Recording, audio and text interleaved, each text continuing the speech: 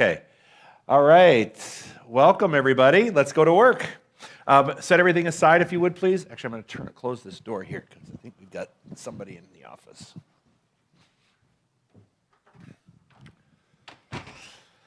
Okay. Let's go. Take a deep breath in. Uncross your legs, uncross your arms. Just allow yourself to sit up straight. Get that wonderful posture where you're just open and receptive to the universe just flowing in and through you. And let's recognize right now that there is only one presence and one divine intelligence working in, around, and as each and every one of us. And as we proceed into this evening, we just know that we have been divinely guided to be here tonight. That there is something here tonight that's going to move us into a direction of greater good, of a healing, if you will, to experience more love and more joy, prosperity, order, and abundance in our life. And so we now gather ourselves and we say, okay, the day is over except for this important part. Everything in the day that has led you up to this point, just release it now, let it be. You can pick it up when you leave, but for now, just become fully present in this moment. And let's just allow ourselves to be receptive, have an open mind, an open heart, open dialogue, and feel free to just speak what needs to be said, to absorb what needs to be absorbed, to write what needs to be written, and to embody that which needs to be embodied. For this is the perfect time. This is the right place at the right time, and I'm so glad that you are here. So knowing that something wonderful is going to continue happening this night, we just let it be so, and together we say, and so it is. Amen. Welcome. Welcome. Get your partner, please. Gather a partner for yourself for tonight. We're only going to do one partner exercise. It's just at the beginning. So gather a partner, and what's that? We're only going to do one partner just tonight, but we're only going to do one exercise for the whole night. It's just this first one. If you don't have a partner, raise your hand. Anybody need a partner? Christine needs a partner. There you go. Right over here, Christine. Yeah, you want to wait? Anybody else need a partner? There, Jerry, right there. Who else needs a partner?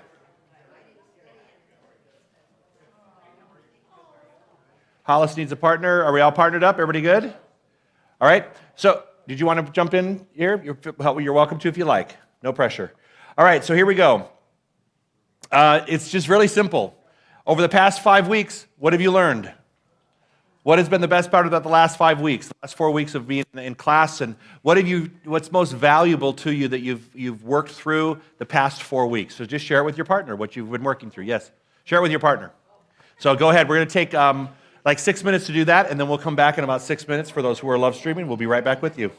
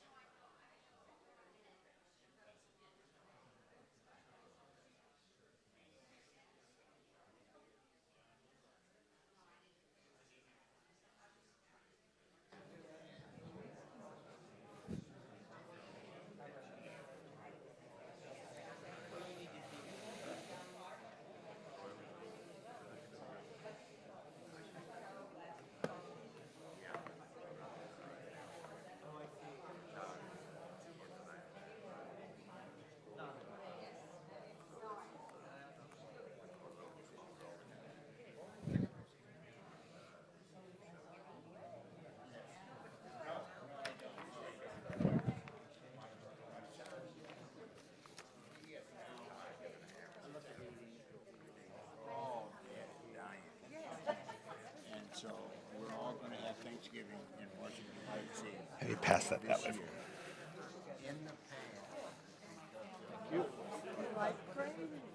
Here you go, Jerry. There you go. Uh-huh. Oh, yes, thank you. Uh-huh. How are you guys tonight? Good? Good. Here you go. Yeah. Oh, thank you. Uh-huh.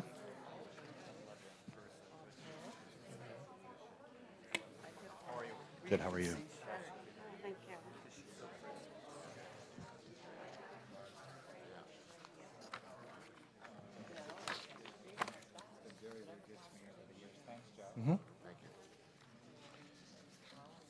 Okay, why don't you thank your partner and head back to your seats if you would. On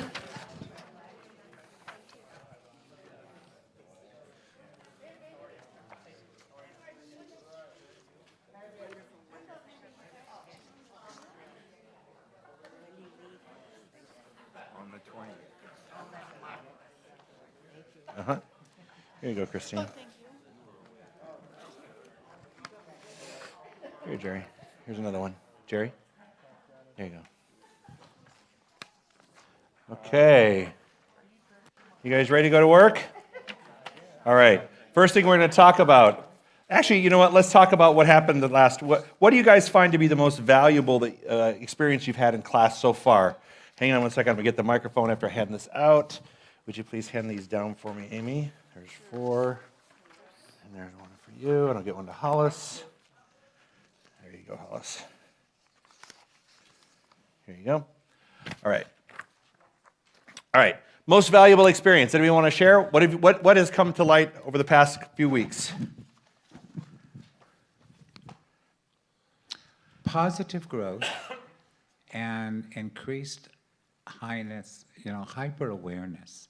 Okay. Much more awareness of my life. Okay. Good. Within, with the whole spiritual universe. Okay. More alignment then. Good. Michael. Being more mindful, letting my story go, and like, what do I say? Oh, I get a no response on an email. Oh my God, the world came to an end, They could have not died, but Right. who knows what happened to them. But Right. I think if they don't want to talk to me. And Right. I let that go. And Good. You're going to do really well in self-mastery. Anybody else want to share over here? No, self-mastery is really good. When we talk about the 4 agreements, you're going to love that. Anybody else over here? Anybody else here? Christine. Being more mindful of my thoughts. Okay. Taking them up. Inventory. Anybody else? Michael. I had a great experience this weekend of realizing that as I open to love, love just flows in, and that reciprocity of a remarkable amount of love, that there'd been a wall there, and Hank and I were sharing, and as that wall comes down, one brick at a time, love comes in, and at some point the wall really begins to crumble very, very quickly. Yep. And a lot comes to rush in. And I realized that a lot of this journey for me has been, as Marianne Williams says, a return to love. And I'm so getting there. And I realized that with all of my spiritual studies and everything that I've been doing to return to love, that one of the greatest gifts in my life is Rod. I mean, he's just unconditional love, and it's just remarkable. It's great, I isn't came it? home last night, and I walked in the door, and I realized that what I went seeking in San Diego in ministerial school and really open to, I walked back into when I came home. Oh, that's 'Cause I'm great. coming home to myself. Good. That's great, Michael. Jerry. I got a better understanding of prosperity and abundance. Good. I think turning that into love and appreciating my family around me can't be replaced. And I see it in all different ways now since I came here. Good. Love and gratitude. Working them out. Anybody else? Scotty. Well, I've noticed that my dreams are becoming more pleasant, but even when they're not pleasant, I woke up last night and I was on the toilet, and I thought, that was a wonderful dream. You woke up on the toilet? No, I was no. gonna say we need to talk about that, but that's But- not this is not the place to do I that. thought, what a wonderful dream, but it really was a fucked dream. So my reaction was so positive, I thought that was a real shift in consciousness. Okay. You All know, right. How you view things. All right. Good. Anybody else? Sarah. The biggest thing I got out of it was to borrow on someone else's belief. I have a hard time accepting a compliment. And I just walked in. Elizabeth said, "Oh God, you look beautiful." And I was so quick to, I just got back from Mexico from the dentist. I'm going out to dinner. I had a, just to stop and listen and to borrow on their belief and let myself just hear it and feel it. Yeah. You know, when I don't feel it. It takes a lot of work to do that when you're not used to doing that. Joyce, last one, then we're going to move into the next part. Wait, go for it, because people are listening to you. I have trouble. People all over the world are listening to Joyce. That's what I'm afraid of. I've always had trouble asking for help Uh-huh. or receiving things. Okay. I was raised to be independent, stand on my own feet. I was raised to give, be ever mindful of the needs of others, was said in the prayer. But I realize now that by not receiving gracefully or asking when I needed help, I was blocking the circulation The of flow. giving and receiving, right. the flow. And yes, I do now ask for help, There you go. and I accept it. Gary will tell you. Gary's been working his butt off, hasn't he? I love it. Good. Good. I'm glad to hear it. Well, that's good. We're going to have another opportunity to share a few more things when we're done with this. I want to go to the forgiveness follow-up.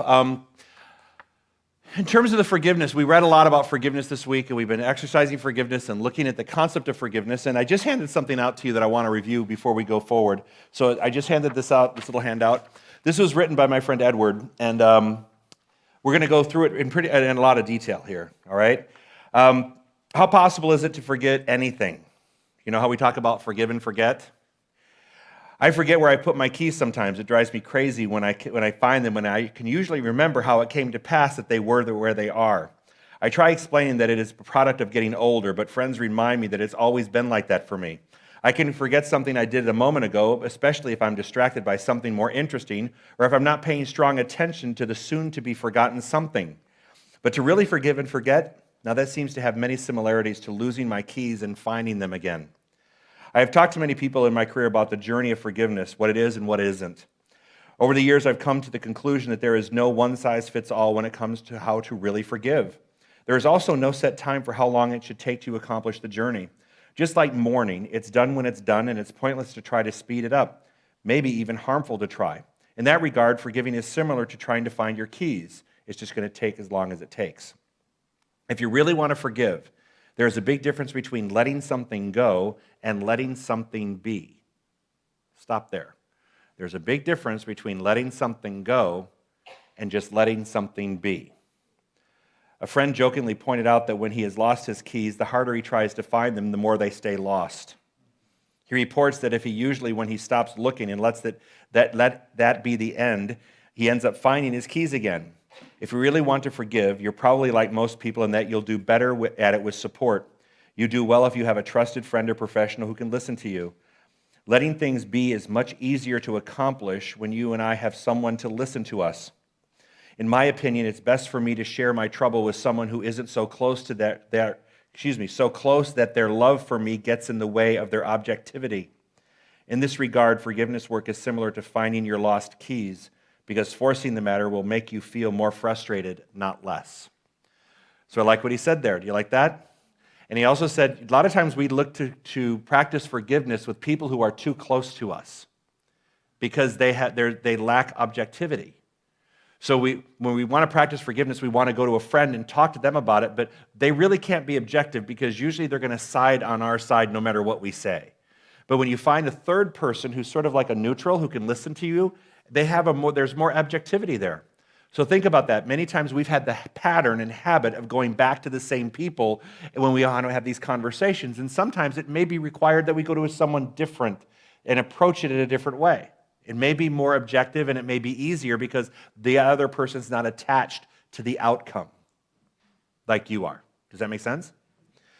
If you really want to forget, you're going to have to give yourself something more interesting and more satisfying than what happened. I love that. Get a life. If you want to forgive, find something else to do other than obsessing about the thing that you need to forgive. Have you ever noticed? Okay, here you go. This will be easier to accomplish once you understand that difference between letting something be and letting something go. You're not expected to pretend that nothing happened. No, just the opposite. You're fully aware of what happened. You lost a part of you. And you're going to give yourself to something more interesting anyway, because you know that lost part still exists. You're going to turn your attention in a more constructive and a more powerful direction. Have you heard the phrase, "I forgot myself" in it? It describes those moments when a person is so wrapped up in a project that they forget time and space and friends and family. It may take a little research and determination to identify something that you can forget yourself in, but if you are successful, you'll be adding one more healthy step towards letting things be. When you do have engaging, creative, or interesting activities, you will experience moments of forgetfulness of what happened. This is not the same as denial. Like finding your keys, when your mind touches on the memory of what happened, you will likely remember the details. How possible is it to forgive and forget depends on how you define forgive and forget. If your expectations are unrealistic, you may find it difficult to do either. If you treat yourself respectfully and go about the process mindfully, you may very well have an experience of both forgetfulness and forgiveness. So there's a difference of letting something go versus letting something be. And there's also get on with life. Many times we get occupied about, we become obsessed with something that we need to clear the air with and deal with, and yet if it's like, and it's very much like grief. If you've ever been grieving, you'll notice that there are times when you just forget that you're grieving because you're so occupied doing something else. But then when you stop doing that something else, then you remember that you're still grieving. Does anyone ever have experienced that? Okay, so it's the same way. It's the same thing. In forgiveness, we can get the goal is to literally get wrapped up in something else. Allow yourself to become wrapped up in something else so that you can just let it be. And then when that something else comes up, you still have to remind yourself to stay busy and also let it be. Don't bring it up. Don't start reliving the whole situation. It's really easy to do because we're just so used to doing it. You know, when we call on it, all the details line right up, right? And when we share it, sometimes the details become even more graphic every time we share it, and the pain becomes more severe as it's shared. Does that make sense? All right, why you need to forgive and how to do it. Understanding forgiveness and using it in your life to move forward with relationships and career is a daunting task when you're feeling betrayed and hurt. It is well known that exercise is a powerful antidote to depression. However, try exercising when you're depressed. It's not that easy. Similarly, it's pretty well known that forgiveness is good for you and releases pent-up creative energy. However, doing the work to forgive is not that easy, even when you understand why you need to forgive. Here are some points to keep in mind when thinking about how to forgive. Be compassionate with yourself. Sometimes what stops people from forgiving is the pressure to do so in the first place. Have compassion with yourself when you are having difficulty forgiving. In many faith traditions, there's a pressure to forgive, and those who cannot forgive often think they have failed. In reality, it may not be time for you to forgive, and if you force yourself to do something that you're not ready to do, you may be adding to the problem and creating yet another layer of resentment. Simply being willing to think about forgiveness may be your first step, and it may be enough until you arrive at clarity about what forgiveness is and what it is not. Try not to put a schedule on forgiveness. Be clear about what forgiveness is and what it's not. Sometimes what stops people from forgiving is the idea that they will be condoning that behavior that hurt them. You may have to remind yourself frequently that to forgive is not the same as saying it's okay that you did that. Try seeing this perspective. You're releasing the hurt feelings for your own sake, for the sake of your children and loved ones. Because when you do release them, more of your joy and creativity can be present. Besides, living with unforgiveness ends up being more stressful and punishing to ourselves than to the one who offended us. Have healthy boundaries. Sometimes what stops people from forgiving is the thought that the person they're forgiving will do what they did all over again. That could be so. Try this perspective. Forgiveness does not mean letting people walk all over you. Instead, it is possible to forgive someone and kindly choose not to hang out with them again. That may take great strength to do because sometimes we very much want to hang out with them and we believe that they will change because we have forgiven them. That includes family. Believe it or not, you can't put family in a separate category than humanity. Although sometimes it's really tempting to do so, right? Sometimes we place them in a different category because they're family, and you think, well, because they're family, I have to do this. No, you don't have to do anything, especially if it harms you and ultimately harms the situation. Why would you put yourself in that situation? The only reason you would put yourself there is what? Guilt. What would happen if I didn't do that? What would people think if I didn't do that? Well, we're going to talk about self-care in a few minutes. It's about how do you take care of yourself and not allow yourself to be put in these situations where literally you're putting your hand in a meat grinder, right? Meat slicer. All right. Forget about remorse or revenge. Ooh, this is my favorite one. Sometimes what stops people from forgiving is a desire to get even or a hope that the person being forgiven will show some remorse. Sometimes this is simply impossible because the person may have passed away or the grudge may be held against someone like life itself. Revenge is not always possible, and it's not always advisable. Getting revenge gives a mild relief, but frequently results in a feeling of guilt for having stooped to the kind of actions that hurt. So revenge is getting in the ditch, right? Yeah, exactly. When the blind lead the blind, they both end up in the ditch. Our job is not to get in the ditch. If you're injured by something and forgiveness is necessary, try not to dive in the ditch and wrestle with the person in the ditch. It doesn't make a whole lot of sense. Do you have a question, Amy? Well, I just want to say, my mom always says, 2 wrongs don't make a Right. The 2 wrongs don't make a right. And yeah, it is. Sometimes it's challenging because you think, oh man, they're going to get theirs. But you know what? In a cosmic, karmic way, everyone reaps what they sow. It may not be in front of you and may not be evident at the moment, but everybody, if you're a stinker, you're a stinker. And eventually you're going to get, it's going to be stinking with you too. Something's going to happen to you where you're the receiver of that. So you don't need to worry about the cosmic balance of things. You just need to learn to do what you need to do. All right? The next page is what is forgiveness and what it's not. I think I want to cover that because a lot of times I did an exercise, and I encourage you to do this. I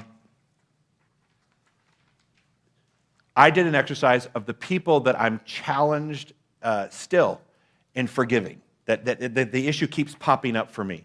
I think I've done the work and it keeps popping up, and then when it pops up, I'm not quick to let it go like I used to. I used to try to do that. Now I'm trying to analyze it. So what I decided to do is I decided to go through this list that Edward created for me. And in doing so, let's go through it, and then I'll tell you a little exercise you may want to try. Maybe this list of forgiveness was not what it's not. This is what forgiveness is not. Forgiveness is not condoning unkindness.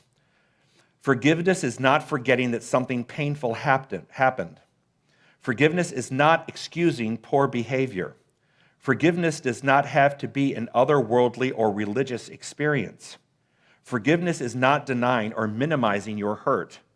Forgiveness does not mean reconciling with the offender. Forgiveness does not mean that you have to give up your feelings. You have to give up having feelings. What is forgiveness? It's a state of freedom. It is relieving yourself of the burden of the past. It is embracing the prospect of being a whole person again. It is giving the person you forgive, even yourself, the freedom to live in peace and the chance to also be a whole person again. So here we go. What I did is this, and I strongly recommend you do this. Every time I had someone that I really had trouble forgiving, they normally fit in the top half of this category. So every person that I had that fit into this category, like forgiving is not condoning unkindness. So if someone was unkind, I feel like, oh, you know what? That would apply to this person and that person. So I wrote their name right next to it, right? And what I realized that everybody that I needed to forgive actually fell into these categories. Every single person I had, there was a justification for putting them in the top few categories. So what was holding up my forgiveness was the fact that I was actually exercising not forgiving. Does that make sense? So then once I looked at that, then I said, well, if everybody fits up here, then I need to look at all these things down here, because the only way these people are going to get off this list is if I release them from this list and I put myself in this bottom half. And so I actually went through the process. And I thought, well, you know, this was an act of unkindness. This person inflicted pain. This person showed bad judgment, poor behavior. I mean, I had them all listed out, and I realized, wow, you know what? That's not going to resolve anything. But I'm glad I did that, because I actually could put them into categories. There's something about putting pen to paper and actually putting things down and realizing people do fit into the category here. And now, okay, now I can choose to remedy this. Does that make sense? So, in terms of forgiveness, it's the biggest item of self-care that we have. The biggest self-care exercise for our personal bodies, our physical bodies, our spiritual bodies, our mental body, is the act of forgiveness. There are a lot of things we can do on the physical side, the mental side, the spiritual side, but forgiveness, because we go through, in our humanity, we run into things that are problematic. And we can harbor those things for years. And they will have an effect on anything and everything that we touch or related to or talk to or communicate with. We may not feel it or know it at the moment, but it's still there. It's an energy that's there. So when it comes up to forgiveness, what issues came up for you? What issues have come up that have rendered themselves unforgivable? In other words, you're still not at that place. Anybody want to share? Personal stuff, I know. No. If there's an issue, would you call it an issue? Would it fall into the categories of the top part of the page? Okay. Does anybody have something that doesn't fall into the categories on the top of the page?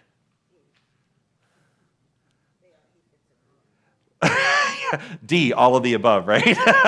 Or F, all of the above, whatever that is. She said they fit into all the categories. Yeah, one person fits into every one of them. So, yeah, I get that.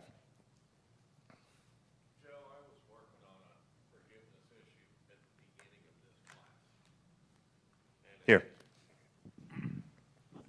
So I was working on a forgiveness issue at the beginning of this class, and I would think I had it nailed and it had come back. There's somewhere I have to go at least once or twice a week, and it would just bring it back up again. And I'd talk to a couple people about it, and I'd think, okay, I got it. And in the first week, I spoke with someone here, and I think just telling it to someone who didn't really know me or really know the situation helped, because every time it's just kind of peeked its head out a little bit, I've been able to kind of smash it down, and it's gone. I don't have to go through it. Good. Can you understand how forgiveness work? You know how we talk about the wheel that we came in. The first night we had that little circle of the 5 different things we were going to cover in the course of the class.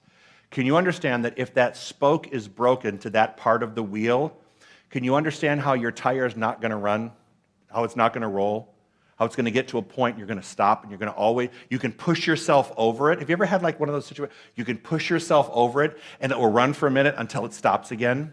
You see the visual?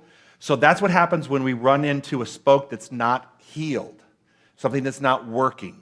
We're going to run into an area of our life, and we're going to stumble, and we can always push through it, but remember, it's not going to go away. It's going to rear its head. It's only a matter of time before it rolls back in, and you're stuck with it again. And you have a choice then. I mean, I like the part when he said, sometimes we're not ready to forgive. Sometimes we're not ready to do that yet. I mean, and you can't force it on anyone else, because actually what happens is it adds another layer of resentment or anger on top of that. It's like, no, I'm not ready to do that yet. Well, then go ahead and stand there. You don't always have to go on the green light. Sometimes you can hang around in the yellow. Does that make sense? Sometimes you can hang around in the yellow, but understand you can't hang around in the yellow too long. Because can you imagine sitting in an intersection of nothing but yellow lights? You know, do I come, do I go, do I start, do I stop, do I start, do I stop? Eventually, you have to get to the place where you start to engage and move on something. Yeah. Well, for years I had an issue with my brother. We just it was not a good relationship. And you're right about the objectiveness, because my forgiveness work around him happened here at the center with a practitioner and in classes. And now my brother and I are close. Yeah. We resolved our problems, and I let it go.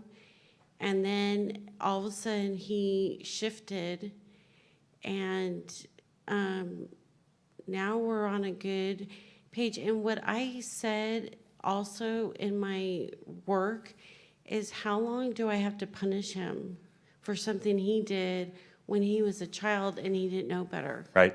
Mary Mann Morrissey said that. And for those who took Prosperity Plus, there was an interesting line by Mary Mann Morrissey when she said her and her husband, now ex-husband, they were in therapy. And he had done something really egregious. And it was years before.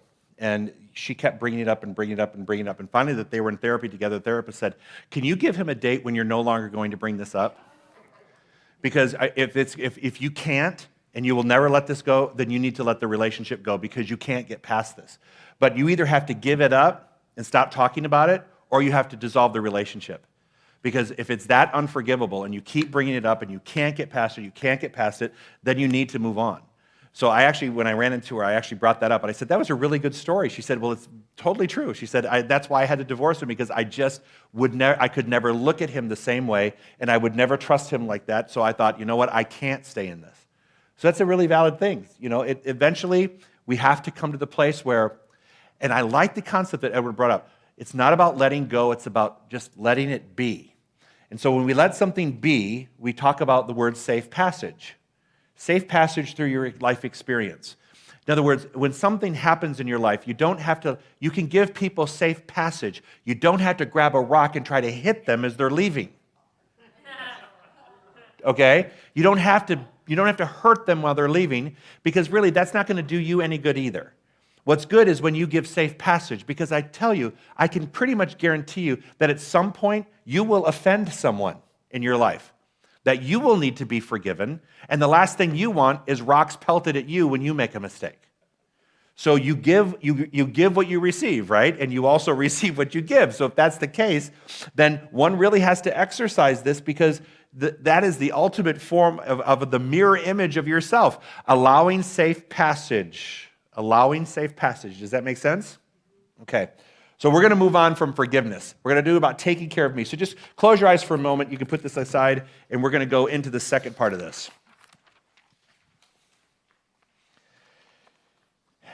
It is a sign of healthy self-esteem to nurture your needs and wants. We always take care of the things we value the most in life. But with all of our adult responsibilities and duties, we sometimes forget to take care of our own needs. We forget that we need time away from our busy schedules just to be.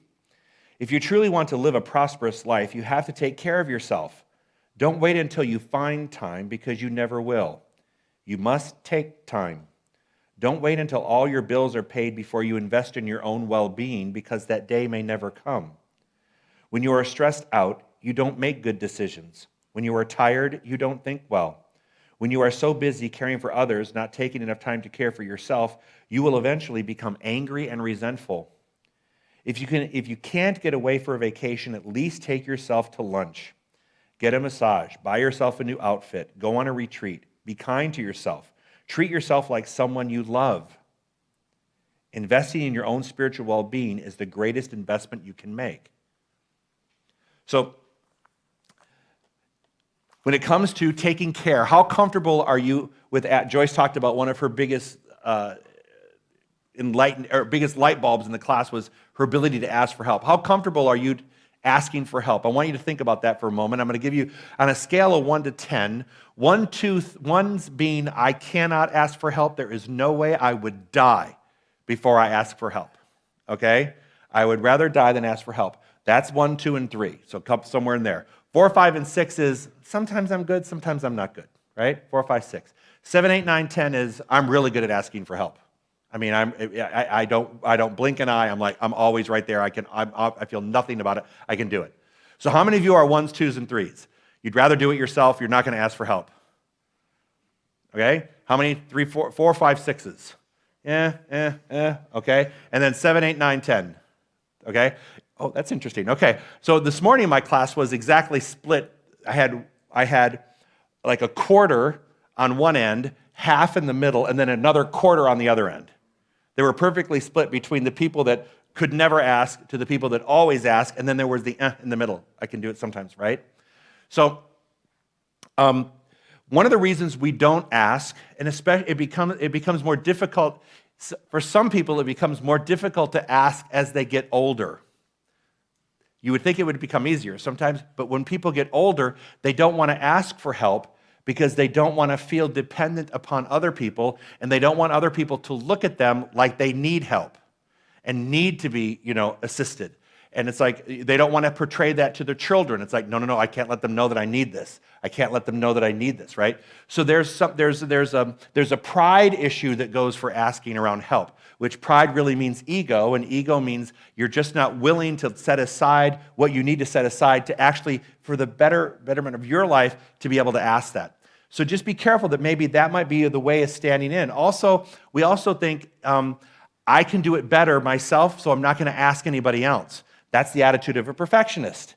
That's the downfall of a perfectionist asking for help. I'm not going to ask for help because God knows it's going to be screwed up when they're doing it. I'm not even touching it. Not even going to let them touch it. Look at everybody's laughing. Look at. And I'd rather do it myself than ask you to do it wrong, right? And have to go back and redo it. Does that make sense? It's faster to do it yourself than to have someone else to go back and have you clean up their mess. So, but keep in mind that also, like what Joyce was saying earlier, when you do that, you take away the ability for someone else to be giving to you. And so your perfectionism is actually standing in the way of receiving and allowing people to do for you. So keep that in mind too. So in the middle of the road, we have that middle of the road. Sometimes yes, sometimes no. You guys are kind of playing with that a little bit. Then we have the people who are really good at asking. Now, there are some people who know when to ask for stuff. There are also people that you probably know that ask for something all the time. Right?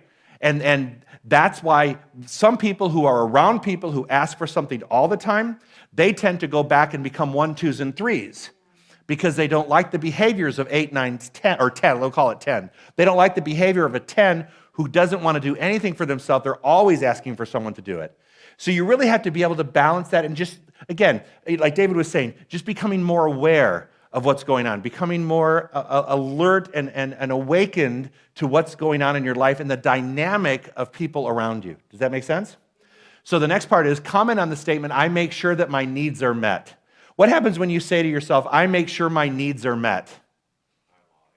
You lie? Why is that? What does that mean to me? No, I'm just saying that if I said that, I would be lying. Okay. I mean, nothing. No, but so let's talk about that. What does it mean? Okay, there's a danger in saying my needs are met. You know what the danger is? The universe meets your needs and not your wants. If we pray without ceasing and all thoughts become things, so we say all my needs are met, you get what you need, but not what you really want. You cut off the top flow. Your needs are met, but it's like, I need to pay my mortgage. I'd like to go on a vacation, right? But if I only say to myself, I make sure all my needs are met, what am I telling the universe? There's no vacation in store for me. Don't give me, I'm fine. I'm fine. And when you send that message to the universe, I'm fine, I don't need anything, what's going to happen? You better be really fine where you are because there's not anything going to flow in. Right? And you may want to be able to get to that place. See, I don't want my needs to be met. Trey and I were talking about this the other day. We were talking about what does wealth really mean and what would it be like to be like really super wealthy? What would that feel like? And it was interesting because the one thing that I feel that I would want to do more than anything is to be able to give it away. I want to be one of those people that goes to a fundraising event and when there's a silent auction, can bid $10,000 on a week's vacation in some resort I will never end up going to, right? But it's to give to an organization, to give where I want to get good, make good happen. So that to me was the ultimate. It's not about getting more stuff or an elevated style of living. It's about, hey, if I could do that, what would it feel like if I could really give to things that I really wanted to give to in a way that would really make a profound effect? Now that to me is what wealth would feel like. To be able to do that. So what keeps me from that is sometimes that consciousness of I get what I need and sometimes what I want. But I never think of myself as living an opulent life. The word opulent comes up. How many people think about the word opulent and that the universe actually wants us to live an opulent life? How does that rub you? Because for a lot of people, it rubs me the wrong way when I was originally hearing it, because all I think of when I hear of opulent life, I see big churches and shrines with lots of gold. You know what I mean? Lots of gold everywhere. And I see, just kind of, just gold. Maybe, yeah, just over the top, right? It's like the motorhome has gold, faucets and stuff. It's just too much. It's just too much. And I guess I need to reprogram myself, and maybe you need to reprogram yourself, because the universe, it is the desire of the universe to give us and have us in the kingdom. What does it mean to be in the kingdom? It doesn't mean we have to live day to day. It means we're in the kingdom right here and now. The kingdom isn't something you die and go into. I have news for you. You are in the kingdom right now. This is it. This is the kingdom. We're in it, right? We don't know what happens on the other side, but I can tell you right now, I'm in the kingdom of heaven or I'm in the kingdom of hell, and I create both, and I live in them both. But my goal is to not look at what my needs are, it's what my desires are. So self-care is about not what you need, it's about what you desire. And the little things matter. The little things matter. I didn't know until recently that you could buy a day pass at the resorts. That I could go in for $30 and have a day at the Las Palmas thing over here, not the Marriott, it used to be, yeah, $30. $30, and I had a whole vacation in one day. When I went home that night, I was exhausted. I thought, oh, that was fabulous. I went out and I laid out in the sun. I did my little lazy river. I went into the hot tub. I went out of steam. It was fabulous. $30. Who knew that there was a staycation right there across from the river? Take those times and take those moments to have that for yourself. You have to carve it out. You have to carve your good out too, and not just be the one. See, here's what happens. I take care of everyone else's needs before I take care of my own. Anybody? Yeah. Mine fall off the radar. I take care of my husband, I take care of my kids, I take care of my congregation, I take care of my other job, I take care of my mother, and then there's time for Joe. But usually by the time I get down that list, there is no time for Joe. Yeah. So I've got to move myself. I have to have enough self-respect and self-esteem, and as well as you, to move ourselves way up on the list, because I can't really be effective with other people, even my own immediate family, unless I am feeling like my tank isn't always being drained. Okay? When you don't take time for yourself or put importance in yourself and your well-being, others have a tendency to do the same. Right. They emulate how you feel about yourself. Right. And I don't want people to think I'm not worthy of a kind word or a nice gesture. Right. So I try to be good to myself. Good. Pampering. Yeah. Yeah. Get a foot massage or something. I don't know. Whatever. Okay. So, taking care of you. Really important. Next item. Here we go. Close your eyes for a minute. Don't wait. It's called Don't Wait. When you were a child, you sat at the dinner table waiting for someone to serve your meal. But now you're an adult. You most likely have to get up and get it yourself. You were designed by your Creator to be a partner in the creative process, not a passive recipient. You have been given everything you need to live a prosperous life. You are permanently connected to the infinite mind of God, which is endlessly passing new ideas that can create greater freedom, ease, and prosperity through your mind. You are surrounded and immersed in God's powerful presence, which is waiting on your commitment and faith to bring into fruition every good idea you have. The nature and tendency of life is always toward greater living. There is nothing in the universe against you. You cannot fail when you are in pursuit of abundance because you are partnering with the greatest power in the universe. This power can overcome every obstacle. It is not limited by any economic or political situation or past experience. All it knows is perfect abundance.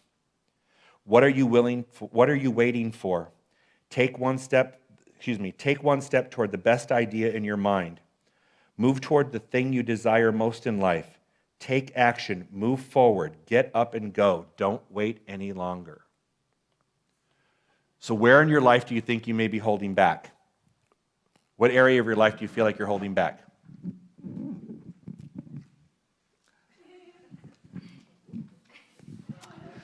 Don't all crickets. There's just crickets everywhere. Where in your life are you holding back? What area of your life? Relationships. How about a relationship? Anybody holding back in a relationship? Not getting in, not getting out? Well, I can tell you what. Usually when people are holding back in relationships, what they lack is one thing: clarity. What's the relationship supposed to look like? Because we go on old paradigms of the past, right? We have old paradigms of what relationships are what they look like. And so if you're operating off an old paradigm and you don't believe in the old way that you want a relationship to show up, unless you're very specific and pray and treat for clarity, then you're going to always never enter into relationships because you don't have the clarity. So that's two unclear people moving into a relationship. How clear is that going to be, right? But when you have that clarity about what is that you want to experience, then that by nature, you will draw that into yourself by the law of attraction. But you have to have that clarity first. So it's called mystery or history are the two things that keep us away from relationships. Mystery of what it looks like, and our history because we may have been hurt. I know someone, I think I shared the story about a woman, her husband hated cats, but her whole life she loved cats. She wanted to have a cat. So when he died, we all thought, okay, she's going to get a cat. Well, she didn't get a cat because she said the cat will die. So she deprived herself of having love in her life every day. Yeah, maybe the cat will die at some point in time, but to deny yourself love every day and that affection and what happens between you and a pet every day because of what might happen later on, she would deny herself that daily influence of love because she was afraid of the loss in the future. Deal with the loss in the future, but allow yourself to experience the love that you desire today, not because of what might happen in a future hurt. Does that make sense? Because hurt is unavoidable. Who here can avoid hurt? No one. We can't avoid it. I mean, it's just part of our human existence. But we can put ourselves so that we don't receive our good, right? We can block our good because of our fear of hurts. Does that make sense? Anybody else? Where else are people blocked? Come on. Finances, right? One of the biggest things around blocks in finances. What if I said to you, there was nothing holding you back from being financially secure, abundant, and rich? What if I said that the universe doesn't have anything except the word yes to everything you want to achieve? What's the one thing that holds us back in our finances? Creativity. How about that? Fear, but also creativity. Because we think, well, I don't know how to do it. How am I going to do that? Well, the problem is you think you have to. You don't realize that you're partnering with something that has all the answers, but you'd forget that part of it. We forget that we're partnering with the most creative thing in the universe, right? The thing that created us is the most creative thing in the universe, but we forget to partner with it because we think, I don't have an idea how to do it. So what would we pray for? Ideas, creativity, clarity. Does this sound familiar? Many times the things that are holding us back are blocks of clarity. Blocks where we don't know what it is exactly that we want to experience. So when you don't know what you want to experience, what is the message you're sending to the universe? I don't need it. I don't know what it looks like. Don't deliver it. Please don't deliver it because I don't know what to do with it. I don't even know what it would look like if you delivered it. I don't even have any idea of what that would look like. So that's what that feels like. So what impact does the act of holding back have on you? What is it like when you hold yourself back, what impact does it have on you? Mediocrity, isolationism. You're not expanding. No doesn't grow. You hear me say that all the time. The word no doesn't grow anything. The only thing that grows the universe is the word yes. No just starts dying. Sorry? Yeah, you trap your heart. You limit your love. You limit your love. You limit the love you give out, and you limit the love that you can receive. So when anybody else? Sorry? Exactly, that's called depression. It's all part and parcel of holding back. If you were in the flow of things, again, I get back on the river, if you were in the flow of things, you would realize that that doesn't have to be a part of this. So if you're experiencing any of those things, those results, those effects, understand that you're just reaching that point in the wheel that needs to be fixed.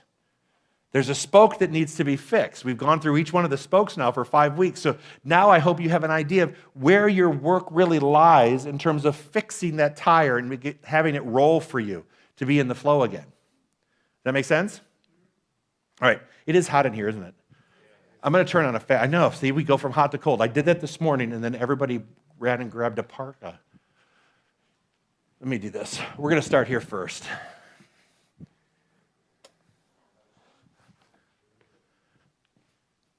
All right, let's start there. We're going to start at moving the air first before we cool it down. How's that? I know, I get hormonal too. Okay. Oh, I totally get hormonal. Are you kidding? I have personal summers all the time. Yeah. Quality of life. Here we go. Close your eyes for just a moment. So leading from the idea of opening and receptive to having those things in our life, Dr. Paul Ray, author of The Cultural Creatives, was recently asked how we can live prosperously and still honor the lives of 6 billion people on our planet. Could the world sustain all those people living prosperously? His response was, yes, as long as we expand our definition of prosperity. Prosperity is more than having lots of money. In fact, having more money may not create greater prosperity for your life. Living an abundant life isn't about having lots of stuff. It's really about having lots of freedom. It's not about quantity of goods. It's about quality of life. Accepting more job responsibility and a pay raise does not always guarantee a more prosperous life.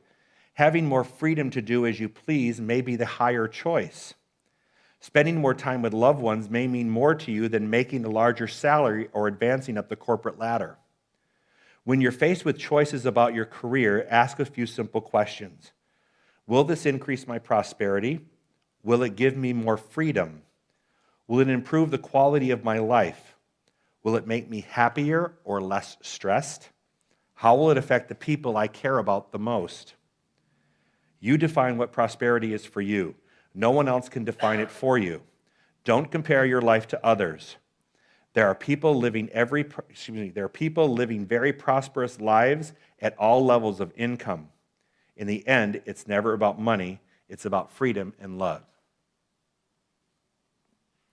So I've done a lot of work bedside with people making their transition, and I've never had anybody tell me about their stuff.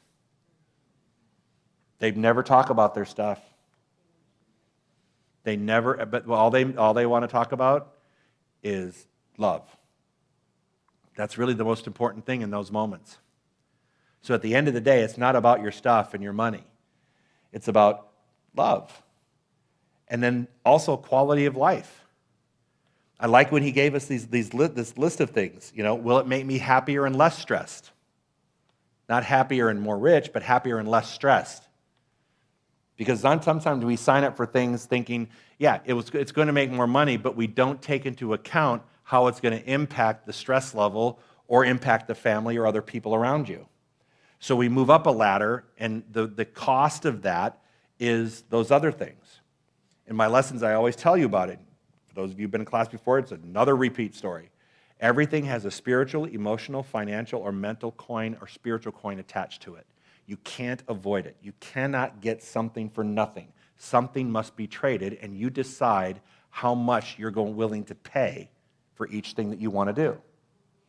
Someone in class today was talking about writing a book, and then when she was starting to talk about it, she said, well, yeah, but if I wrote a book, I'm going to have to promote it. If I have to promote it, I have to travel. I hate traveling, hate airports, hate hotels. I'm like, then don't write a book. Because all you're going to do is write a book, it's going to sit in your garage. How are you going to get out there and sell that book and talk to people about your book if you're not? She's like, and I hate working nights and weekends. I'm like, well, then when are you going to do a workshop? Because people don't come during the day for a workshop, they work. So how are you going to do that? So we were talking about it, and she's like, I don't know why I need to write a book. I'm like, just make sure you're willing to pay the coin. I'm not trying to talk you out of writing a book, but you have to look at, when we pray for something, you have to pray and understand that everything comes with it, right? We talk about praying for the house. I want the perfect house. God, I just see my perfect house, right? And I want enough money to pay for my house. Okay, that's good. But what about to keep your house up and to insure the house and to pay the gardener and the pool person? And what is it going to take if it needs a new roof? And what is it, you know, you're going to have to maintain it and continue it. So it's not, and insure it. So not just, so you don't just pray for the thing itself, you understand that that thing has other things. Anyone ever pray for a relationship and get one?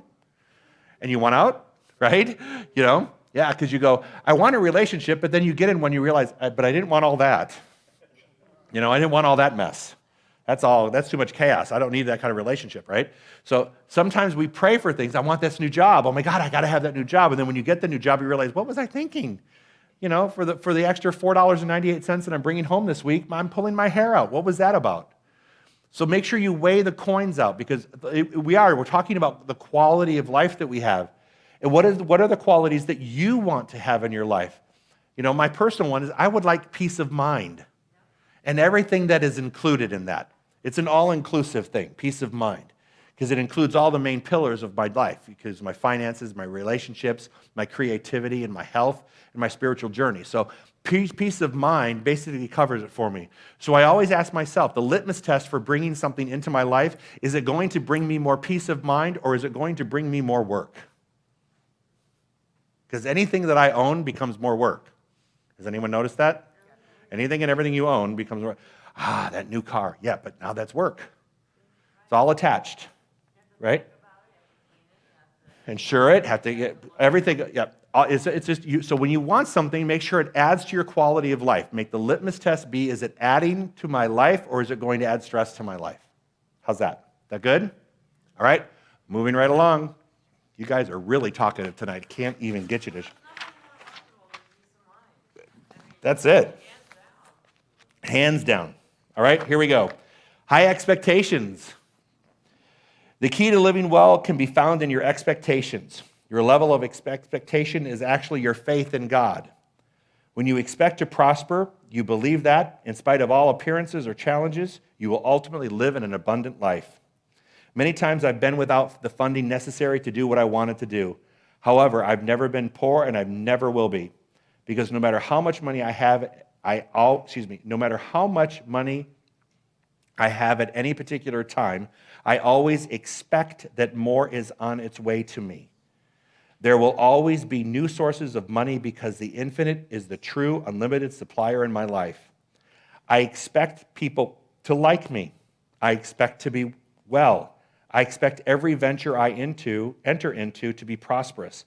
I expect God to supply my every need. I expect God to grow in prosperity and get richer every day I am alive. Creating a prosperity consciousness requires regular attention to what we are expecting from life. As we grow older and receive more of the negative images of our world, we tend to expect less instead of more. However, God is still God, and good is still waiting for us to accept. Remember, it is the Father's good pleasure to share the kingdom. Make sure that you're not buying into the world's low expectations. Watch your thinking and keep it centered in possibilities. Today is a new day. Who knows what good might come your way if you keep an open mind and high expectation? So the questions are, what are you expecting out of life? What do you expect out of life? Good health. Health, wealth, and happiness? Growth? Anybody have an expectation less than that? You don't have to admit it. There are times when their expectation is, I just got to get through this to the next thing. If we can just make it through this, then I'll be okay. If I can just make it through to this, I'll be okay. If I can just get that credit card paid off, everything's going to be okay. If I can just get this debt paid off, everything's going to be okay. If I can just get through this experience, everything's going to be okay. What we fail to realize is when we're doing that, what we're stumbling over is all the good that we currently have. We're actually not even accepting. We're just stumbling over that as we're trying to reach for the next thing to happen that we think will bring us happiness, and we forget about literally what's in front of us in the moment. Does that make sense? Yeah, it's not being, fully present.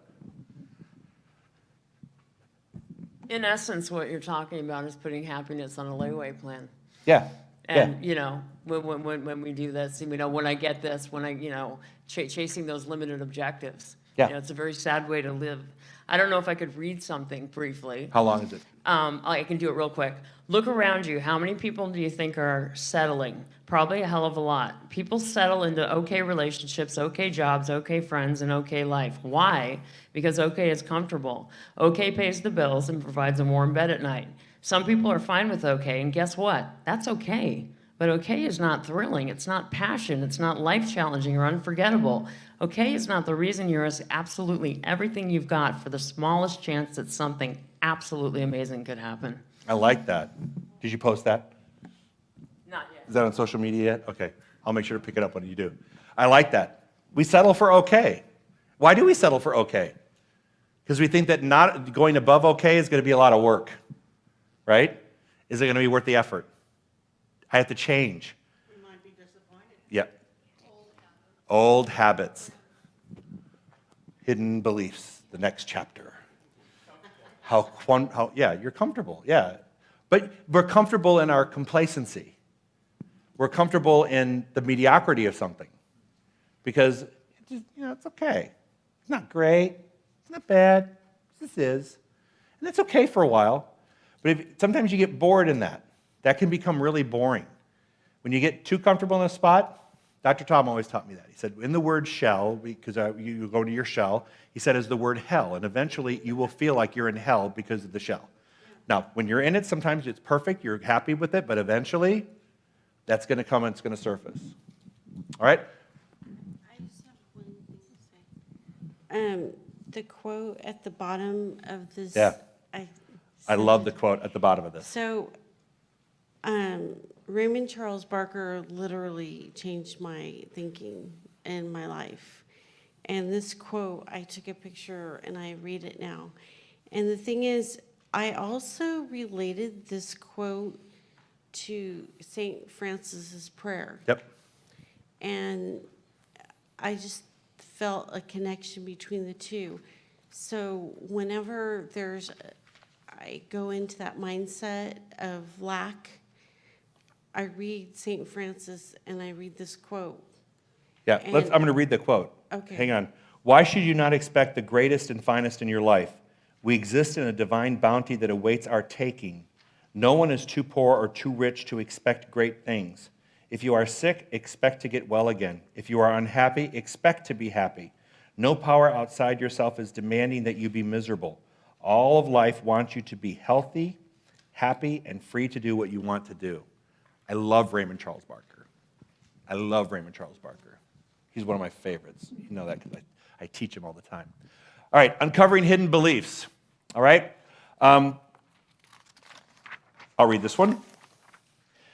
To your conscious mind, it may not always be obvious that deeply ingrained subconscious beliefs can hold you back from what your heart desires. When your hidden beliefs are in conflict with your conscious thoughts, your results tend to be inconsistent and frustrating. By bringing hidden beliefs to your attention, you can resolve the conflict between the inner and outer levels of thought. But unearthing your hidden beliefs is an interesting prospect because it's not always obvious how to do that. Everyone has to find their preferred method for uncovering hidden beliefs. There is no one-size-fits-all. Here are some suggestions, and he gave us some suggestions. Write down everything you can remember hearing your family of origin about money.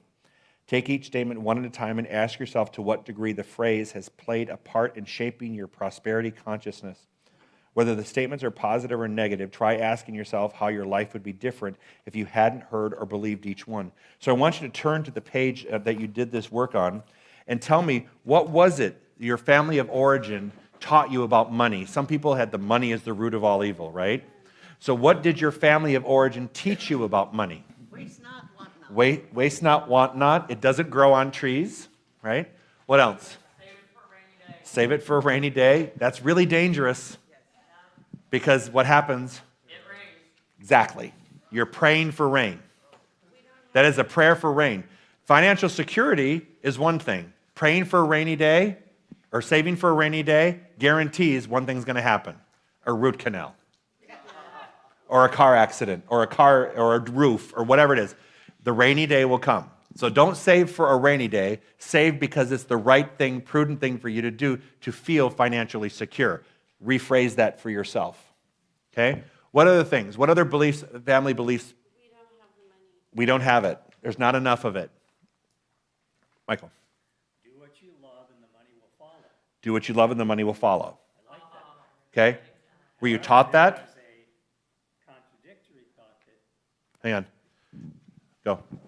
my family shared, do what you love and the money will follow. But they also shared the contradictory thought, which I had the painful awakening to the untruth of, that money will fix anything. Okay? And the awakening is to the truth that love is all there is. Got it. Got it. Did someone say yes, it will? Yeah, yeah, yeah. No, that's another one too. Throw money at it when it'll go away. Yeah, kind of do that too. Anybody else? Other beliefs about money? Anyone grow up to believe that money was not good? Okay, so here's this is a generational thing. There's a lot of people that were raised through the Depression or with parents that were in the Depression, and because of that, there's this idea of scarcity and need to hold on to it. And that kind of a consciousness, that kind of belief system can be passed down to other family members. An example, my grandfather was actually a sharecropper. They were very poor, and he was a sharecropper. And one year he worked on a farm, and he grew potatoes. And so he had to give a certain percentage to the guy that owned the farm, and then he was allowed to keep a certain percentage. And they put all the potatoes underneath the house for the winter so they would have something to eat. My mother's family would have something to eat.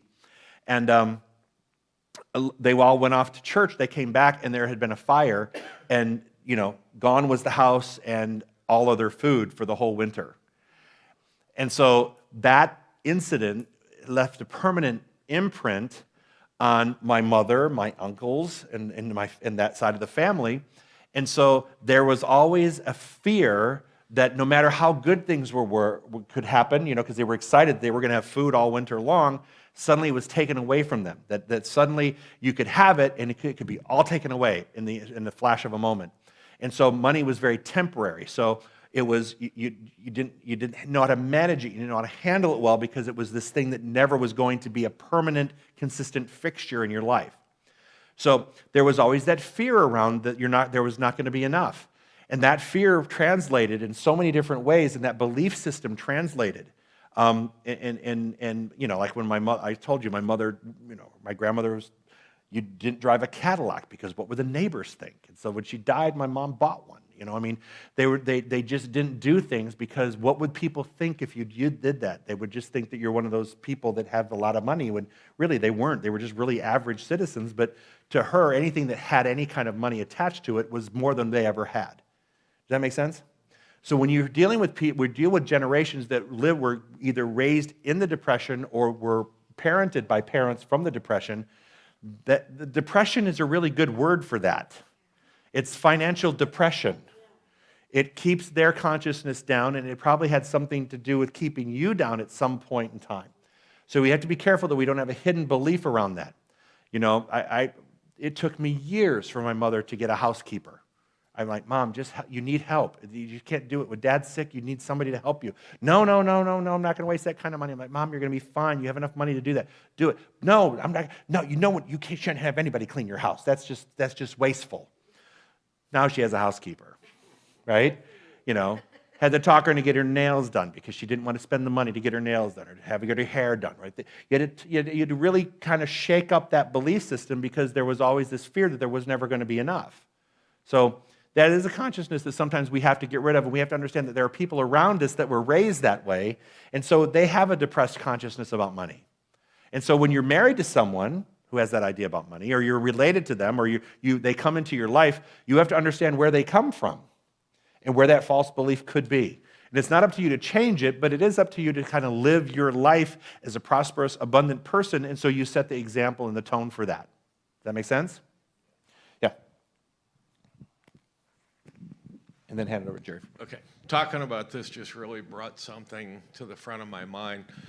We grew up pretty poor, 7 kids on a truck driver's salary, but my parents were proud, and they did never want us to worry about being poor or not having enough. So when you asked for something, they never said, we don't have the money or we can't afford that. They said, you don't need that. And it just really kind of came into me now that that does kind of teach you to think it's a bad thing to want something. Yeah, on Christmas, you always got what you needed. We always got school clothes at Christmas. Yeah. We got one good thing, and the rest of it was school clothes, underwear, and socks. Not exactly thrilling when you're a kid, right? Yeah. But that was that consciousness that you didn't, that you shouldn't, that's too much, that you get what you need. And so that's a consciousness. That's why we went overboard with our kid. I'm sure that's why that happened. So we really overcompensated for that. All right, never mind. Go ahead, Jerry. A while back, you did a lesson about opulence. And when you said that word, for me, like you were saying, over the top, and that's how I was raised, that's almost a bad word, and when you talk about it, and I really had to just work through some things internally to accept the understanding of how you were trying to put that word into the congregation. Yeah. Of the universe wants us to live that type of life. Yep. Me being raised, that was a dirty word. That's a dirty word. It is, Yeah. So you do have to change. But it's a your word mindset that, on that it. talks about Yes. prosperity and abundance in a Yes. way that many of us can't relate to, right? Because we think it would be wasteful and all that other things. But again, if you have the right mindset, did you share? If you have the right mindset, then it becomes something totally different. Opulence in my mind is going to that silent auction and being able to say, I want to contribute to the whatever this organization is. But you have to change your thought. Exactly. It's a paradigm. These are all old paradigms that we have to shake off. We just have to shake them off. And it's not about money, too. It's just about everything, David, go ahead. I didn't get this as a child or growing up, but people go to the other extreme and say, well, I can't do that now because I want to leave that to so-and-so. I have this obligation to go to send it on to the next generation or whatever. And that can be very limiting for people. Yeah, I always tell my mother, just go spend it. Because if you don't, I'm going to go on a cruise around the world and spend it for you when you're gone. She's like, you'd wasted money on a cruise? Yeah. Yeah, no, totally. Yeah, exactly, your money. I'm going to take your money, So I tried to do everything. I shared that with this morning, so she's okay with me sharing, because then she had a whole rebuttal that came from that. But we won't even go to there. All right. Oh, yeah, no, she was riding this morning. My sister was live streaming. She goes, wow, you got Mom worked up. All right. So try to reframe those events where you were taught that money is an issue. All right? And if you could do that, and it matched we could get rid of that and match your new life with this new understanding about prosperity, how would your life look now if you did that? From this day forward, how will you look at things like that? Do you understand what I'm saying? So can you imagine? So I want you to just close your eyes for a minute. Now, this for some of you, this is going to be a real challenge.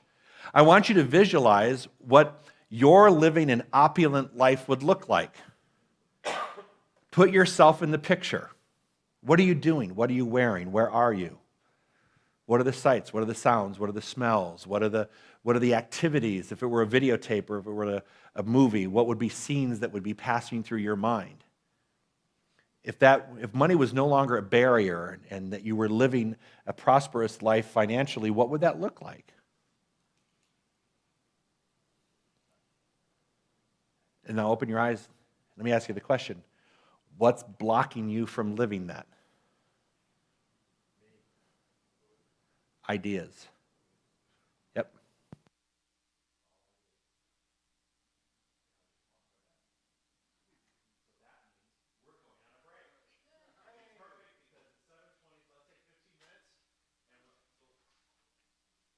Streamers, sorry, I lost a battery, so we'll take 15 minutes and we'll come back. So we're going to take a break for 15. See you at 7:35.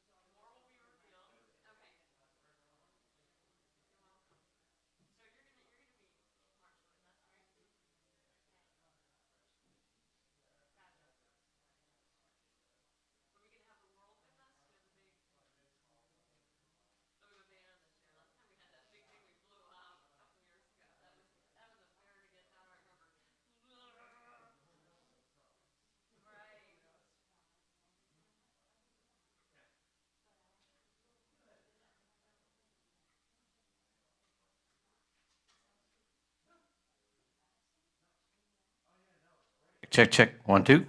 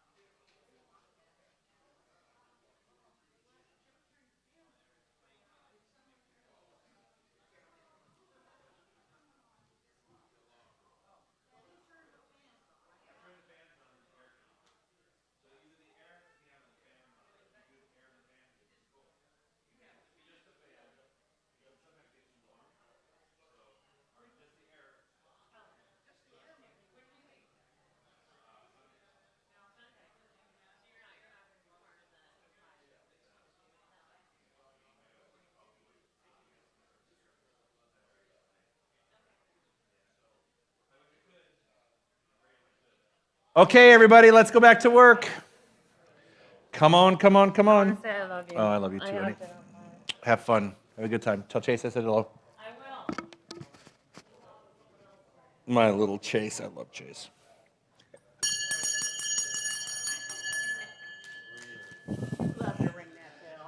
You can ring my bell. Ring my bell, my bell. Ring dong ding.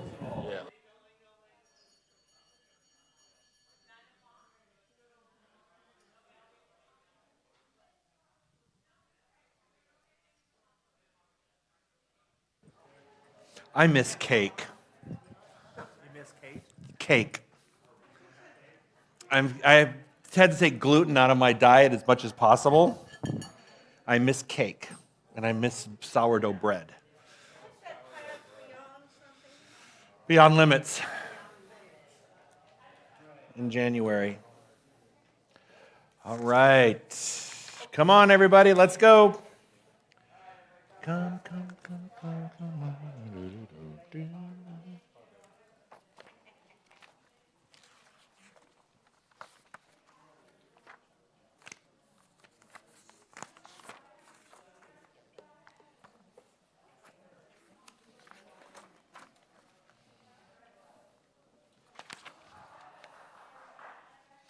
Come on, everybody.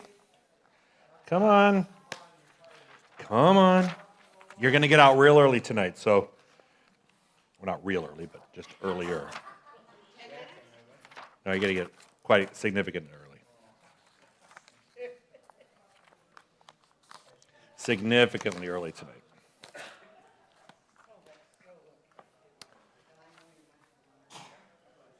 All right, who are we missing? There seems to still be a rush in there. Hold on.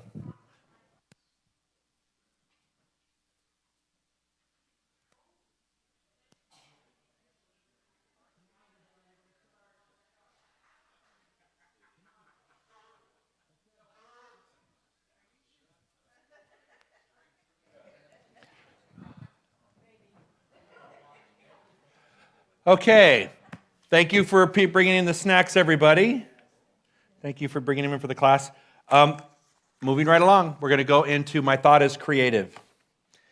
People think that only think their prayerful thoughts are creative, so they gather their greatest ideas and most intense faith and package them together in prayer, sending it forth into the universe, believing God will make it so.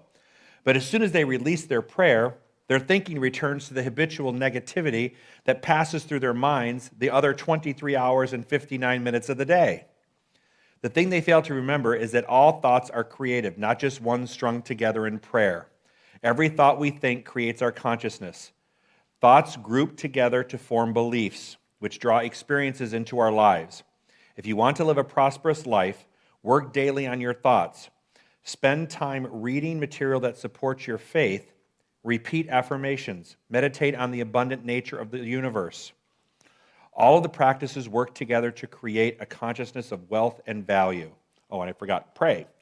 The time you devote to maintaining your consciousness is time well spent. It allows you to avoid a lot of misery and attract a lot of good.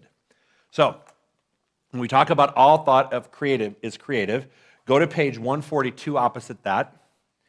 And exactly what did you write on the page opposite this particular writing, this particular journal entry? What? Amen. Amen. That's good. And sealed in truth. Good. Anything else?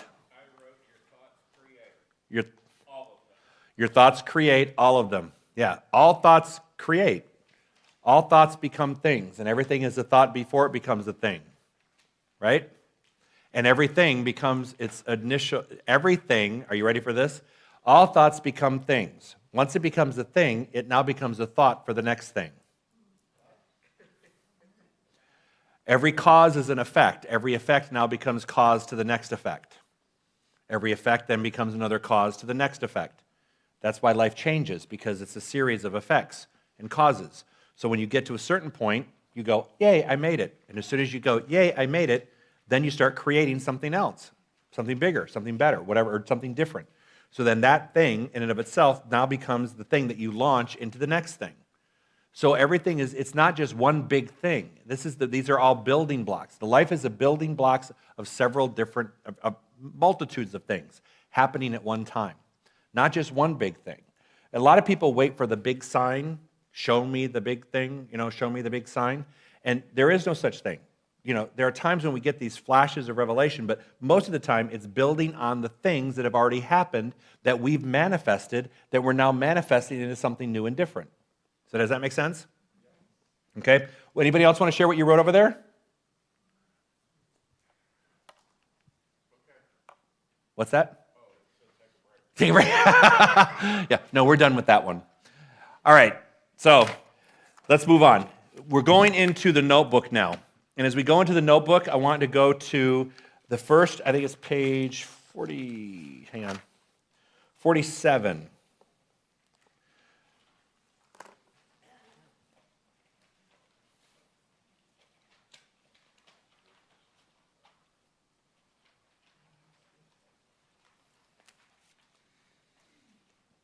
On the bottom of page 47 on the right-hand side, a minister once said, "I don't always get what I pray for, but I get what I pray from." What do you think that means? Right. When you pray from a place of desperation and need, you're not going to manifest great things. Remember the energy we talked about last week? This is one type of energy, and this is another type of energy. Remember? For those of you that look up here, this is one type of energy, this is another type of energy. Both of them, you can receive, you give and receive from that place. Which one are you likely to get what you want and desire? Probably not from this, but from this. So we get what we pray from. We also get what we pray from in consciousness. If you pray, then you better have the consciousness to maintain whatever it is that you want to pray for, that you're praying for. Because sometimes we will pray for things that we're not really ready to receive them because we don't know how to handle them. We really don't know how to handle them. Sometimes we get relationships, sometimes an influx of large amounts of money. People don't know how to handle it, so they lose that. Sometimes we get a relationship comes in and we don't know how to handle it. You have to have the consciousness to maintain it or it will fall away from you. Okay? So we build a consciousness. That's why you read about the lottery winner, people who win the lottery, years later, they don't have any money. What happens? Well, because they didn't have a consciousness of money. Now, you would think, again, people in my classes, I'm sorry, you've heard this story before. My secretary in Fresno won $77 million. $77 million. And 5 years later, she was back working for us because it was all gone. And you would say, that would never happen to me. She was an intelligent woman. She really was. But she didn't know how to manage what she had. And so she was taken advantage of. She gave a lot of it away. Probably 70% of it she gave away, thinking she could live off the 30%, but then she didn't even know how to manage that. So look at, that movie, That Thing You Do with Tom Hanks? You know that movie and the one-hit wonders? The people who come onto this national stage and they have a song and it's a hit song and they record one and then they disappear. And then you look at someone like Barbra Streisand, right? Or Cher, or those people, the people that have made a career of something. There's people who have been trained to do what they do, and there's people who just hit the one hit and they don't know how to sustain it, and so it fades away. People do that in all areas of life. So whatever area you embark upon, make sure that you really want to be a part of it and you can sustain it, all right? So that's what that says to me. What are you grateful for right now? When you look at gratitude and how it plays a role in prosperity, what are you grateful for right now? Sorry? Health. Your family? Thank you. Oh, that's better than an apple. Thank you. You're the teacher's pet now. Okay, good. My class. Good, thank you. What else are you grateful for? The center? Your health?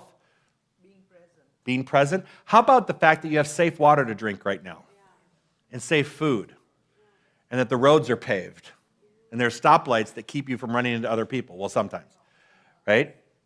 What about like this building and the fact that we can gather in this room without someone rushing in here and trying to kill us because we don't believe what they believe? okay? How about the fact that we feel safe? I mean, that, when you go to bed at night, you have a roof over your head, or you have, you have shelter, peace of mind. How about the food we just had? I mean, you didn't worry whether the food was tainted or had some sort of bacteria or wasn't clean, or you were good with everything. There was trust there, right? How about running water? Anybody?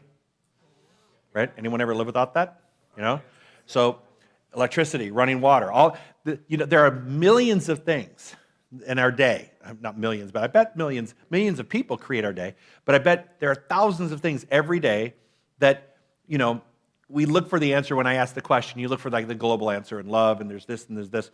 But how about just the things that, the fact that you're wearing shoes right now, and that your feet are protected, and that you're not walking on the dirt when you walk in and out of here, right? And you have all these things, and you don't know that until you've been in an environment to experience it. I remember taking Carly. We went to Fiji on vacation one time, and we took a boat out to this little island to have the authentic Fijian experience with the Fijian tribe, which means you drink kava. Anybody know what kava is? Well, I didn't know either. It actually is a derivative of cocaine. So a long story. You ready for a long story shorter? So we take this little boat out to this island thinking we're going to have a little excursion. How fun is that? So we get off the boat, and immediately they said we have to have a tribal chief. Now, I haven't spoken to one word to anyone on this boat. No one knows me, but they're like, oh, you should be the chief. And they pointed to me. I'm like, okay, what does that mean? They said, well, you have to sit out front. Okay, so I sat out front. So I was sitting there in front of the tribe of the elders of the community there, in whatever the name of that little island was. So I'm sitting there as the chief of my tribe, and all my people are back here, and they have this giant bowl which looks like dirty dishwater. It actually it had gray, and the guy said, you cannot insult them because they're going to mix it up and they're going to drink from it, and then you have to drink from it. And I'm like, what the hell is this? So I'm like, well, now I'm trapped into the position. I can't get myself out of it. I'm like, no. And they're like, no, you can't. Joe, just do it. Just do it. Just do it. Well, I didn't know what kava was, right? So, they pass me the bowl, and they're like, you have to drink 3 times and set it down. I drink 3 times. My throat goes absolutely numb, and I'm thinking, and of course, they say, then they told the rest of everybody else, well, you can just pretend to drink it, but I don't know what I brought about that. So the safe water to drink. So Carly was over there, and their homes were made out of, the big freight ships, the containers. Their homes were made out of the containers that fell off. It was just little. You could see through them. It was just a container, part of a container with part of a container as the roof. And I remember Carly walking through there, just looking around like, and I'm like, you don't understand until you see something like that there are people in the world that live like that. So we have so much to be grateful for, just even sitting in this room, that we don't have to worry about the elements rushing underneath our container and getting us wet while we sleep at night. Let alone there's no cable TV or anything, right? This is bare bones survival for these people. So we take a lot of that for granted when we live here. But when you travel the world and you see a lot of these different cultures, you realize how fortunate, how blessed we are to have all the things that we have here that we get to enjoy. So gratitude grows the garden, is what I always tell people. Whatever you're grateful for continues to grow. So let's not skip over the everyday life things that we have in our life. Let's not take them for granted. Let's look at them and be grateful for them. And I thank God every time I get in my car, not because it starts, but just because I'm just grateful that I have one. And that I'm grateful that I can go down these roads. And I think about that kind of stuff now, so that it's not just taking life for granted and living a life by default. It's actually saying, you know what, I recognize my good.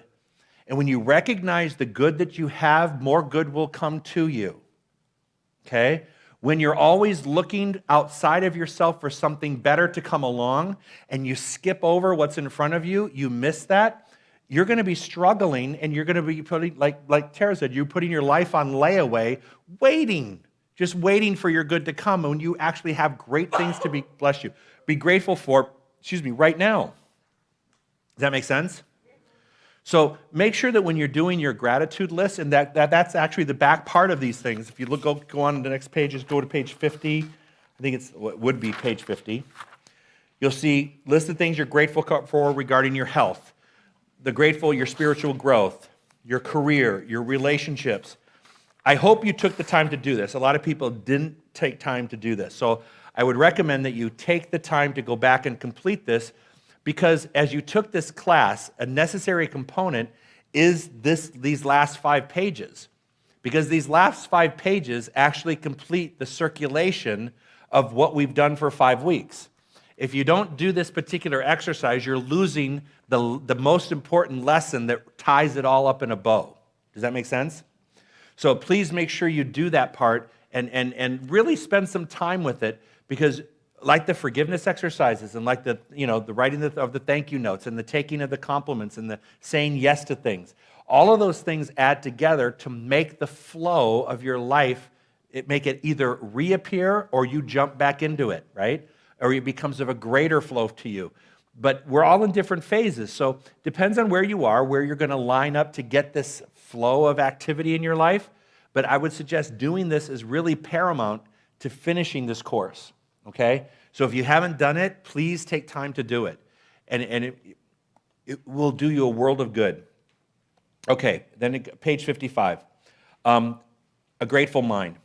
God isn't up there waiting for you to say thank you in order to send you something good.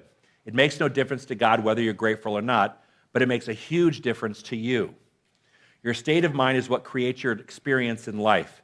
When your consciousness is centered on what you have and how grateful you are to have it, all creative power moves to multiply that good in your life. The point of power is always wherever you are placing your attention. Stop there. That one should be underlined. The point of power is always wherever you are placing your attention. The point of power is where you place your attention. So whatever has your attention has the power. So if fear has your attention, fear has the power. If faith has your attention, faith has the power, right? If scarcity has the attention, scarcity has the power. Whatever you have the focus on has the power. Does that make sense? If you want to create greater experience in life, here are 2 suggestions. Create time out of every day to be grateful for your good. Then write it down in a journal, at least 7 things you're grateful for. At the beginning of each day, before you get out of bed, say to yourself, thank God I'm alive, thank God I'm well, and thank God I'm rich. Now, for some people, they go, that doesn't sound right. That's your old paradigm. That's your old paradigm. Call into question your paradigm. Say, wait a minute, what is wrong with that? What is wrong with being well, with being alive, and having more than enough for your needs and your wants and desires, to share and to spare? What could possibly be wrong with that? Nothing, except a guilt around the word rich. A connotation and a label that you, or perception that you have placed and others have placed around the word rich. It sounds unholy. I'll never forget one of my first experiences with prosperity was when someone started talking about being rich and money in the church, and I'm like, oh my God, I can't believe they're talking about this stuff. It seems like it feels so dirty. And then I realized, then I was taught that money is nothing more than God in action, like anything else is God in action. And that when one has that consciousness, then that's also part of the flow. There's nothing to be ashamed of about being in the flow, as long as it's flowing. It's only something to be reviewed and looked at if it's not flowing. In other words, if it's just a hoarding activity, or whether you're just or whether it's just all going out and nothing's coming in. That you need to look at. You need to look at the balance of the receiving and the giving and the receiving. Does that make sense? All right. We all have much to be grateful for. We've been given, we've been given an eternal life to live and an infinite universe to explore. We have the perfect life of God with God in us, sustaining our bodies and creating our experience every day. We were created by a God whose only desire is to care for us and provide our every joyful want. Who could ask for anything more? Whatever condition limits your life or wherever there is an apparent lack, turn completely away from it and concentrate your energy on the good you have today. Give your attention to what you want to see multiply in your life.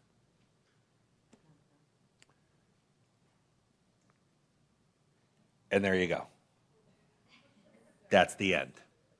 That's the end. Because gratitude and prosperity will always be linked together. What you're not grateful for usually goes away.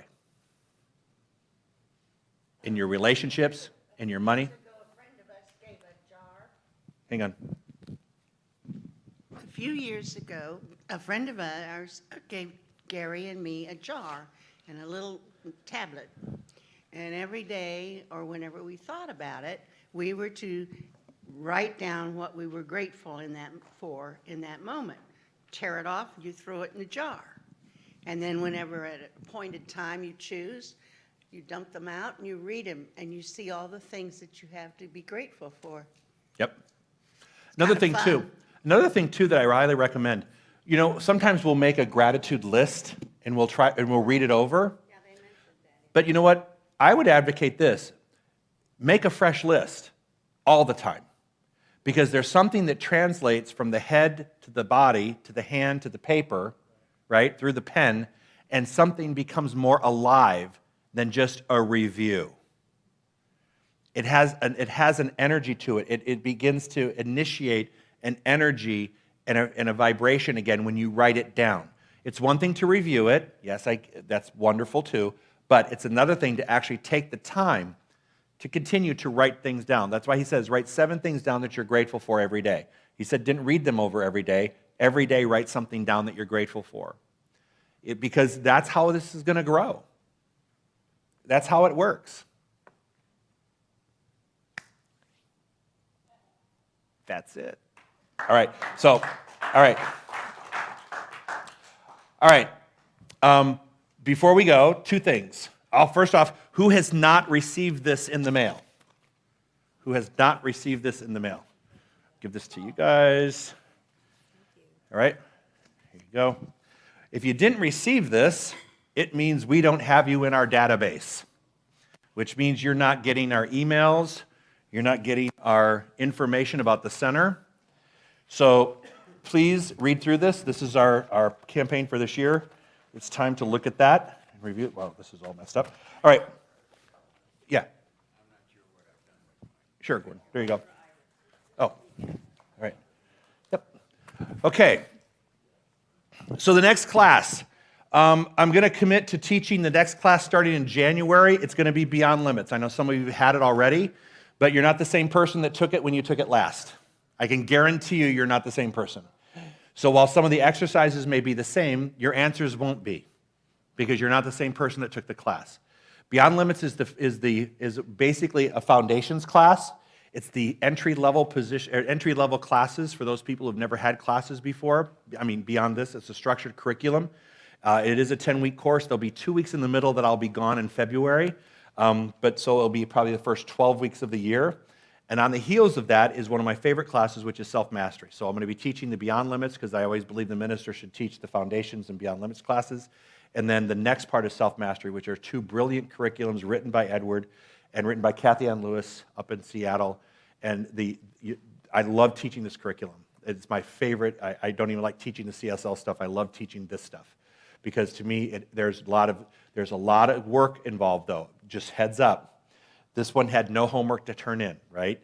The next one, you have to be prepared. You have to be prepared to come into class. In fact, Elizabeth and people checking you in are going to say, please show me your notebook that you have the work done. There is that much accountability because if you want your life to launch, you have to be accountable for the education and the wisdom that you learn, and you can't come to class not prepared because there's going to be times when you're going to be in smaller groups. These groups will be consistent. We're not rotating groups. You're going to be a Sangha group, which is a group that you will gather with each week, and that will be your group that will follow you for the 10 weeks. So there's going to be various personalities. There's going to be all kinds of opportunities to grow in those groups, if you know what I'm talking about. There's patience to be exercised. There's confidence to be gained. There's trust to be had in those groups. So it's a deeper commitment. This one was pretty easy. There was a little bit of homework, and if you sloughed it off, it wasn't that big of a deal. but the next ones are going to be a big deal. Because now I'm going to start holding you accountable. If you remember, for those of you who've been in a membership class, you know that in the membership class it says that the minister is to hold, you're to hold me accountable for teaching you, and I am to be holding you accountable for doing the work, right? For getting the results. So that's the relationship we're going to enter into in the next 10 weeks. So that is the next part of this. So I hope you're up for the task, because by June, look, June's coming anyway. June is going to be here before you know it, but the difference is, how are you going to be in June different from today? And those two classes back to back will change your world. Those two classes, in fact, I've been told by people who are my practitioners and ministers that those, especially the self-mastery class, is better than any of the classes that were taken in the practitioner curriculum. So that speaks volumes for the deep spiritual growth we're going to embark upon together. Yeah. The 4 agreements are going to be part of self-mastery. Yeah. We're going to be doing the 4 agreements as part of self-mastery. So Kathy Ann and Edward rewrote the self-mastery curriculum. So it comes from, both of the two of them did it in tandem. Yeah, in Edward's curriculum we just did 5 weeks of Edward and Chris. So Edward's footprint or fingerprints are all over this. And so you're going to feel, in the next 2, you're definitely going to feel it. And I'll be teaching those classes. Monday, same thing. Except we won't be getting out early. I can guarantee you they're going to be 3 morning and night. And they'll be live streamed. But there's attendance requirements, there's tuition, there's all kinds of things that are involved, so it's stepping into the next level. So I encourage you to contemplate that, meditate on that, and be ready to step into the next level. Because if you want to go, that's where we're going to go next. And I guarantee you, you're going to see, if you thought this changed your world, you just wait to see what's going to happen. Because everything changes in those 12 weeks. The first 12 and the next 10. All right? So let's pray our way out, yeah? So let's close our eyes, take a deep breath in. Oh, so this is what I know. Something incredible happened the past 5 weeks. Something wonderful, expressive, dynamic, energetic, enthusiastic happened in this room. Thoughts were shared, ideas were passed, were read, were talked about. Things happened here that have now set a new trajectory for all those people who have done the spiritual work in the last 5 weeks. I know for you, and I know for myself, that the commitment we have made together, the journey that we have taken together, now reaps incredible, wonderful benefits. More loving relationships, greater financial security, creativity, right work, perfect jobs, great careers, wonderful things to do in our free time, freedom, balance, and order in the things that we do in our life, and a sense of a spiritual awareness that has now magnified and literally glorified the very thing that created us. And so in this moment right now, I give great thanks for all of you who have participated in this class. I give great thanks for the staff and for the volunteers who created this wonderful atmosphere and a safe place for us to join together on Mondays. And I give great thanks for your commitment and ongoing commitment to the center and its perfection unfolding. For this opportunity for us to gather here, I'm so very grateful. And now for the wisdom that has been shared and now expressed through your life and the actions that you take in your life. We just say, thank you, beloved presence. Thank you, thank you, thank you. As I release my word to law, I know that something wonderful continues to happen in our lives, and together we seal it in truth by saying, and so it is. Amen. Great class, everybody. Thank you so much. Have a safe drive home. Go Dodgers. I actually watched my first baseball game yesterday. I have never watched baseball in my life. I am shocked. You know what? I am equally and more shocked that I watched the game that long. I turned it on after church because I was bored. You know what? I turned it after church. After church, I was not bored. I was tired. I just wanted to lay on the couch. So I was cable cruising. I'm like, eh. Then I went out and saw these guys last night. And then I came home and I turned it back on. And they turned it back on again. It was still on. And I'm like, oh my God, it's still on. So I'm like, okay, perfect. So I enjoyed it. Go Dodgers. Yes.